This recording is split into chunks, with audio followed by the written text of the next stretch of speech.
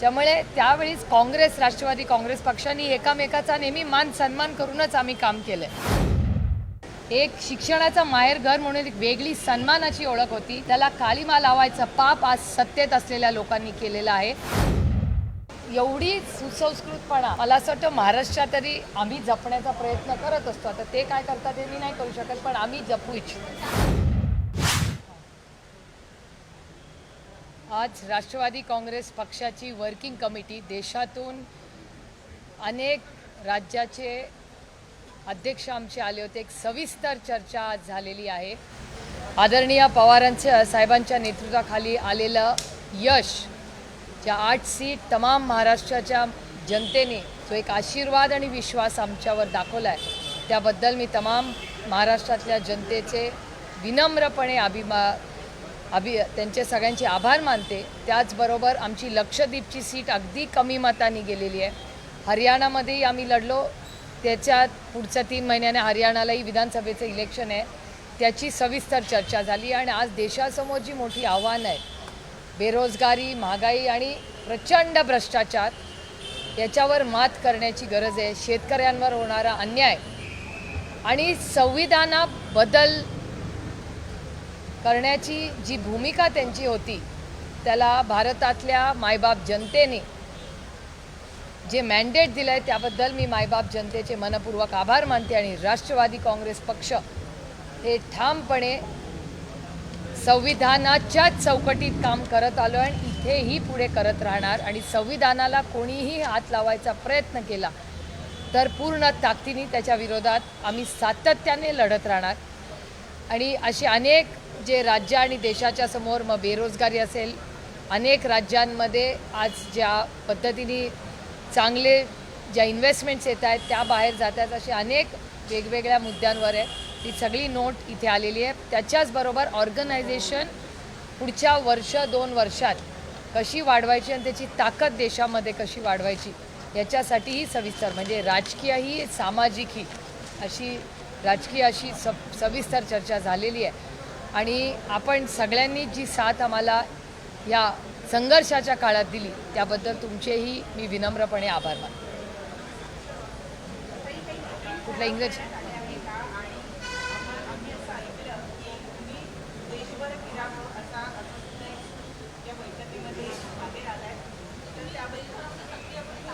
नाही, म्हणजे अनेक राज्याच्या अध्यक्षांची अपेक्षा होती की मी अनेक राज्यांमध्ये, केरळ असेल, लक्षद्वीप असेल, हरियाणाचं आता इलेक्शन असेल, झारखंड, तिथे संघटना बांधणीसाठी वेळ द्यावा ही त्यांची मागणी होती. आणि अर्थातच आता म्हणजे पुढचे 3 महिने तर आम्ही सगळे इलेक्शनमध्येच व्यस्त असू. 3-4 राज्यांमध्ये महत्त्वाची इलेक्शन्स आहेत, त्या सगळ्या राज्यांमध्ये आम्ही लढणार आहोत. त्याच्यामुळे एक टीम म्हणून आम्ही अर्थातच सगळे वेळ देऊच, पण अनेक आमचे संघटना बांधणीसाठी ज्यांनी अनेक वर्ष वेळ दिला त्याच्यात नरेंद्र वर्मांचं खूप मोठं योगदान अनेक वर्ष आहे, किंवा राजीव झांचं आहे. युवामध्ये असताना जितेंद्र आव्हाडांनी खूप काम केलं. आज क्लाइड गोव्यामध्ये प्रचंड वेळ देत आहेत, संघटना बांधत आहेत. त्याच्यामुळे या सगळ्यांचा, आणि फौजियाताई आमची देशाची महिलांची संघटना बांधत आहेत, या सगळ्यांची वेळ आम्ही सगळे राज्य वाटून घेणार आणि पूर्ण ताकदीने आम्ही सगळे कामाला लागलेलो आहोत.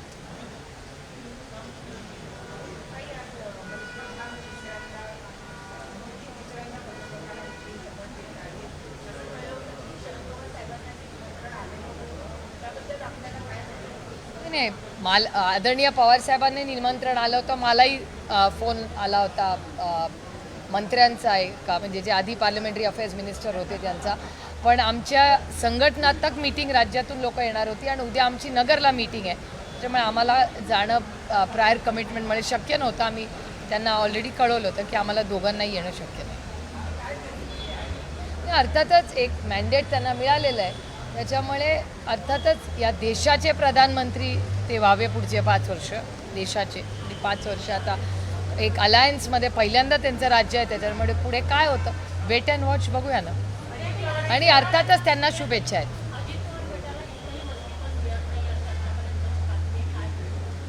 खरं तर दुसऱ्यांच्या घरात फार कोणी ढवळाढवळ करू नये या मताची मी आहे. आणि मी 10 वर्ष भारतीय जनता पक्षाचं आणि मित्र पक्षांचं नातं फार जवळून पाहिलं आहे, त्याच्यामुळे मला काय फार आश्चर्य वाटलं नाही कारण अनेक त्यांचे मित्रपक्ष आज आमच्याबरोबर आहेत. त्याच्यामुळे आणि देशातले म्हणजे काश्मीर टू कन्याकुमारी, त्यामुळे ते मित्रपक्षांची कसे वागतात हे आम्ही अनेक वर्ष पाहिलेलं आहे. आणि आपल्याला आठवत असेल की आम्ही जेव्हा काँग्रेस पक्षावर एकत्र काम केलं त्यावेळी आपले 8 का 9च खासदार होते. तेव्हा आदरणीय पवारसाहेबांना 2 कॅबिनेट मंत्रालय होती, प्रफुल्लभाईंना इंडिपेंडंट चार्ज दिलं होतं आणि संगमा साहेबांची मुलगी MOS होती. म्हणजे आमच्याकडे 9 असताना 3 म्हणजे 2 खाती कॅबिनेटची प्लस म्हणजे 2 कॅबिनेटची खाती 2.5 खाती आदरणीय पवारसाहेबांकडे होती, 1 MOS प्रफुल्लभाईंकडे आणि 1 अगाथा संगमा ज्या पहिल्यांदाच निवडून आल्या त्या अगदी यंग होत्या, त्या मला वाटतं 26-27 वर्षाच्या जिंतेम होत्या. त्यामुळे त्यावेळीच काँग्रेस राष्ट्रवादी काँग्रेस पक्षांनी एकामेकाचा नेहमी मान सन्मान करूनच आम्ही काम केलं आहे. त्यामुळे आम्हाला असे काही अनुभव फारसे नाहीत. पण कानावर अनेक वर्ष भारतीय जनता पक्षाने त्यांच्या मित्रपक्षांचे जे काही आहेत कुणकुण ती 10 वर्ष मी ऐकते. त्याच्यामुळे मला काही आश्चर्य वाटत नाही.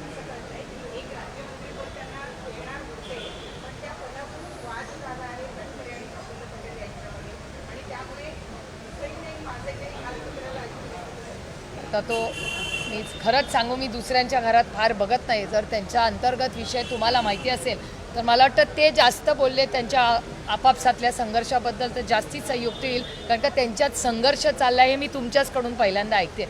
मला फारसं त्यांच्या पक्षाची फारशी काय माहिती नसते.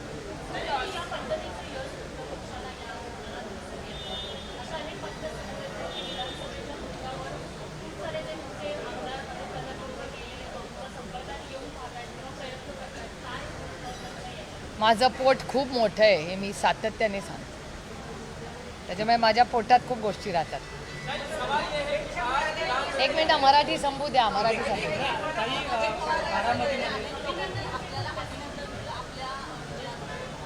एका सशक्त लोकशाहीमध्ये एकमेकाचं अभिनंदन करायला काय, म्हणजे आदरणीय प्रधानमंत्री शपथ घेत आहेत, आमच्या शुभेच्छा देतात.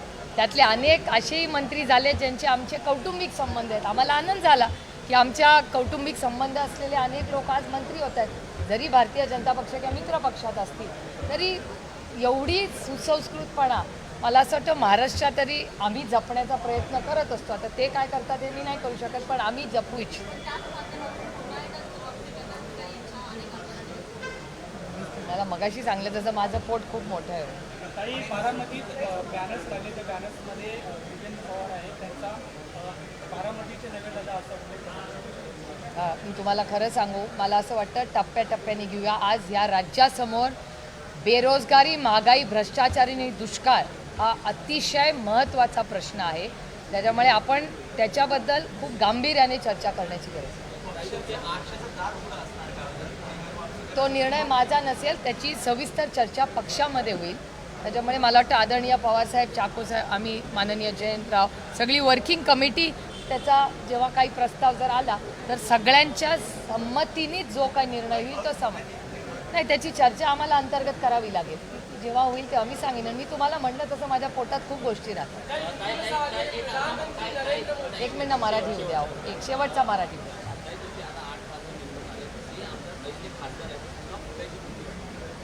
मला कशाचीच भीती वाटत नाही.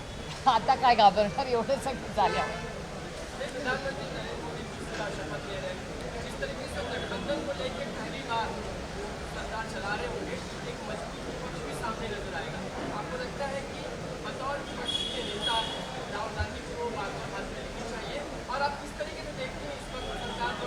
मेरे ख्याल से सबसे बड़ी पार्टी कांग्रेस पार्टी है, तो उनका कौन लीडर ऑफ LOP कौन बनेगा वो उनका अंतर्गत प्रश्न है. राहुल जी बने तो जो भी कांग्रेस से बने हमारे लिए बहुत अच्छी बात.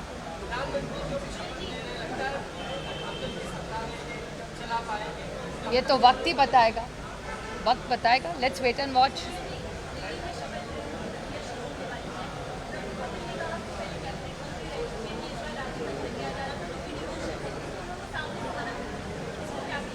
ये इनका अंतर्गत विषय है, क्योंकि हम जब मित्र पक्ष में काम कर रहे थे तो कांग्रेस और हम एक दूसरे का हमेशा मान सम्मान ही किया है. तो जब हमारे तो 9 ही थे, तब पवार साहब को तो 2.5 कैबिनेट मंत्रालय थे, 2.5 मंत्रालय थे. उसके बाद प्रफुल्ल भाई के लिए एक MOS थे पहले, उसके बाद फुल फ्लेज कैबिनेट मंत्री भी बन गए प्रफुल्ल भाई. और हैवी इंडस्ट्रीज के कैबिनेट मंत्री बने, पवार साहब के मंत्रालय 2 वैसे के वैसे रहे, और आगाता थी पहले, उसके बाद सूर्यकांता ताई भी मंत्री बनी। तो ये सब हमारी मुझे मेरे लिए कुछ नई बात है ये सब, क्योंकि हमारा और कांग्रेस का रिश्ता हमारा हमेशा प्यार का, आदर का और विश्वास का रहा है। तो हमारे अलायंस में हमने बहुत अच्छी तरह सब काम साथ में किया है। उद्धव जी भी हमारे साथ जब हम सब काम करने लगे, तो 2.5 साल जब हमारी महाविकास आघाड़ी की सरकार रही, तो सबका हम मान सम्मान ही करते आए। लेकिन बीजेपी की जो हमारे दोस्त हैं काफ़ी सारे, जिन्होंने अब बीजेपी के साथ काम किया है, उन पहले मैंने ऐसी चीज़ें उनके बारे में सुन चुकी हूँ, तो ये कोई नया अनुभव नहीं है।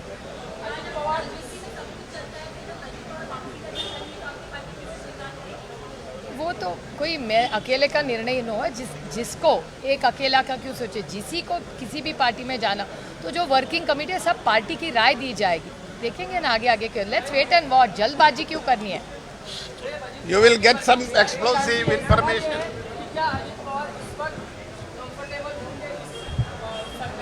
ये अरे ये जवाब मैं कैसे दे सकती हूँ, उनके लिए मैं कैसे बोल सकती हूँ, उनका स्पोक्स पर्सन है, उनको पूछ लीजिए।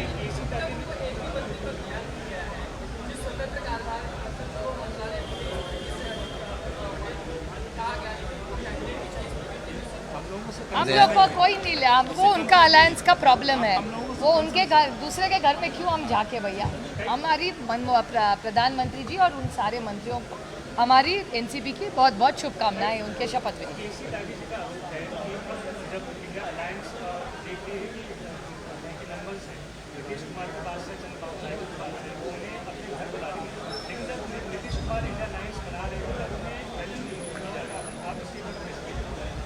एक लोकतंत्र में सबको दिल खोल के बोलने का अधिकार है।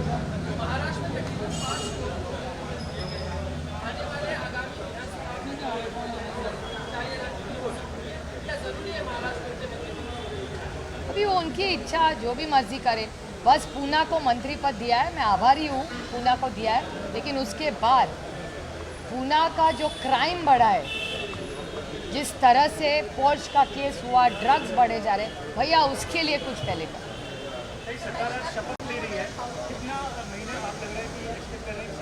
लेट्स वेट एंड वॉच, जल्दबाजी क्यों करे भैया। शुभकामनाएं सबको। तुम्ही बोलायचं, मला काही रेझोल्युशन बद्दल काय माहिती द्यायची ते आम्ही जातो, तुम्ही इथे बसा।